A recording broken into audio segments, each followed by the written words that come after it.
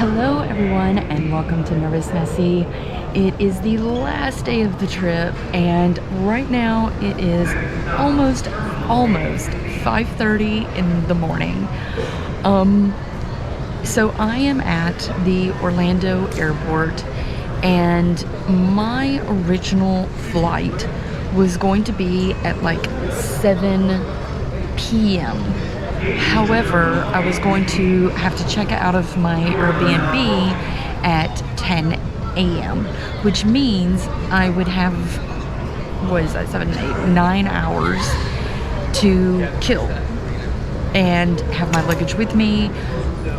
There's no point in me having my luggage and going all around Orlando doing other things.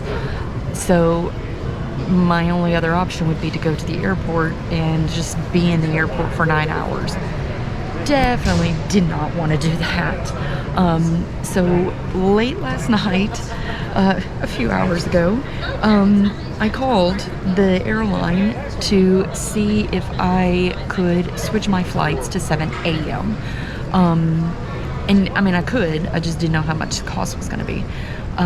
Ended up being a little cheaper, actually, for me to do that. So they gave me a bit of a refund, and by getting the refund, I was able to pay for an upgraded seat.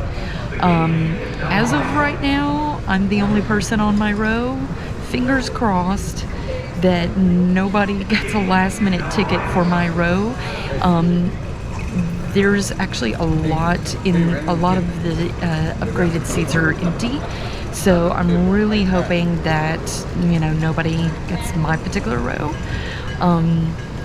There was other completely empty rows as well, but I'm hoping that no one does get on there because I would like to stretch out and sleep.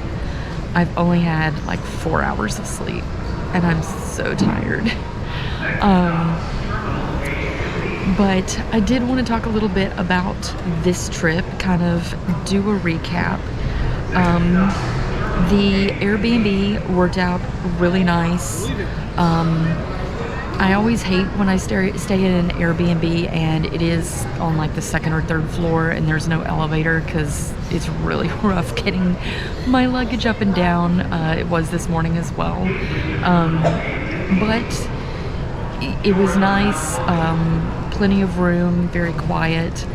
Then as far as the parks go, I would say for me personally, the way that I did the parks was kind of the best, because I mean, I'm a Harry Potter fan, so I focused on Harry Potter for the first day, and then the remaining 2 days between Universal and Islands of Adventure, I could explore everything else. And then Epic, again, first day there was focusing on Harry Potter, and then the second day doing everything else. I feel like that worked out best for me. If you're not a Harry Potter fan, or, you know, if it doesn't really matter to you, I would say do what my original plan was, which is spend one day at like Universal, spend one day at Islands of Adventure, and then on the third day do the park hopper and go between the two, picking up everything you missed the first 2 days. And then as far as Epic goes, I would say you kind of do almost need 2 days there. It's really hard to squeeze in all the rides because of the extremely long wait times. And also, when you do get on the ride, or you're getting in line and the ride breaks down multiple times, that eats up a lot of time. So yeah, I would say do 2 days at Epic, because you would hate to, you know, miss something. I did meet a lot of really nice people along the way. The family that was from England, you know, met them. They were very sweet. Met them on the Battle at the Ministry. There was another family, the second time I rode the Battle at the Ministry, there was another family that was in line behind me that was just really nice to talk to. The couple last night at Helios Bar at the hotel there, very nice.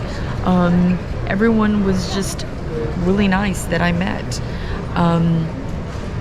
The staff at Universal was really nice, especially at the Lost and Found. I did go back to the Lost and Found before I left the park. Different person was there, and they were nice enough to really rummage through. I guess they sort the Lost and Found by day, like the day that it is found.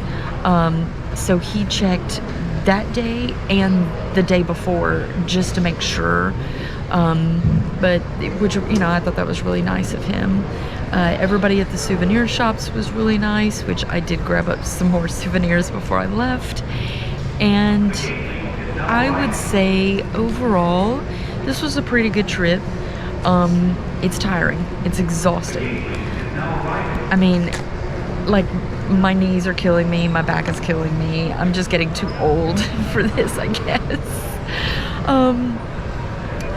But I mean, it's, you know, a bucket list item. You know, for me, I'm a Harry Potter fan, and going to Universal Orlando, all the parks there, you know, marks it off the list.